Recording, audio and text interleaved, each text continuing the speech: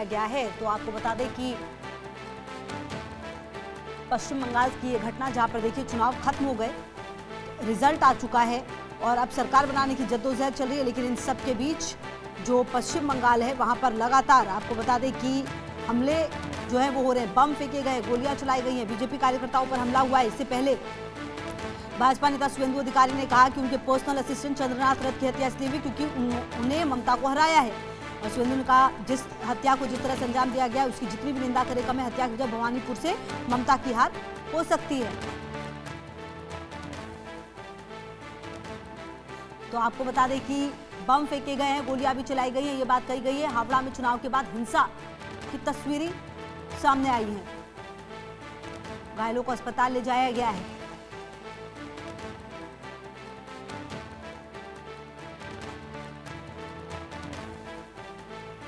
तो आपको बता दें कि चंद्रनाथ की हत्या के बाद ये देखिए तस्वीरें जो अब सामने आ रही हैं वो कहीं ना कहीं एक बार फिर बता रही है कि बीजेपी कार्यकर्ताओं पर किस तरह से हमला हो रहा है। और पश्चिम बंगाल जो जाना ही इस बात के लिए जाता है, चुनाव से पहले, चुनाव के दौरान, चुनाव के बाद अक्सर यहाँ पर हिंसा की तस्वीरें सामने आती हैं। हालांकि इस बार जब सीमा सुरक्षा बल की मौजूदगी थी तो ऐसी तस्वीरें कम सामने आई, लेकिन अभी फिलहाल चुनाव के बाद ये तस्वीरें सामने आ रही है जहाँ पर हिंसा की खबरें सामने आ रही है, बम फेंके गए हैं। चुनाव के बाद आप देखिए बीजेपी कार्यकर्ताओं पर हमला हुआ है। रैनिक की मौजूदगी है मेरे साथ इसी खबर पर।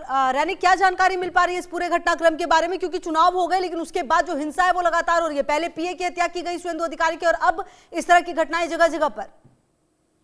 देखिए लगातार जो हिंसा का घटना वो एकदम बंगाल से सामने आ रहा है। एकदम 2 दिन बाद ही पश्चिम बंगाल में शपथ ग्रहण समारोह है, ठीक उसके पहले पश्चिम बंगाल का हर एक कोना से पोस्टपोल वायलेंस का जो खबर वो सामने आ रहा है। बीजेपी कार्यकर्ता के ऊपर हमले का घटना घटा है हावड़ा का जो शिवपुर एरिया है, उस शिवपुर एरिया में पुलिस स्टेशन के ठीक कुछ ही मीटर का दूरी पर ये घटना जो है ये घटता हुआ नजर आया है। जैसे कि पुलिस की तरफ से कहा जा रहा है कि ये घटना पर 3 लोग बुरी तरीके से घायल हुए हैं। टोटल अगर देखा जाए तो आज दोपहर के बाद से ही माहौल जो है वो गर्म होते हुए नजर आया था। तृणमूल कांग्रेस वर्सेस बीजेपी आपस में भिड़ चुके थे। दोनों पॉलिटिकल पार्टी का जो समर्थक है दोनों आपस में भिड़े थे और दोनों के बीच में पहले तो हाथापाई हुआ, उसके बाद बॉम्बिंग का घटना हुआ है। जैसे खबर मिल रहा है कि 6 से 7 बॉम्ब गिराया गया है और उसके साथ साथ ही पूरा अगर देखा जाए तो लगातार ये जो बॉम्बिंग का घटना वो घटता हुआ नजर आया है। गोली भी बचा गया है।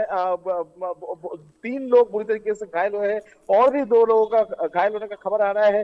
टोटल 5 लोग इंजर्ड है ऐसा कहा जा रहा है। पूरा इन्वेस्टिगेशन जो है वो शिवपुर पुलिस स्टेशन की तरफ से फिलहाल किया जा रहा है, ऐसा ही पुलिस की तरफ से कहा जा रहा है। जो लोकल सिक्योरिटी फुटेज है वो देखकर पुलिस पूरा सिचुएशन को कंट्रोल करने का कोशिश कर रहे हैं।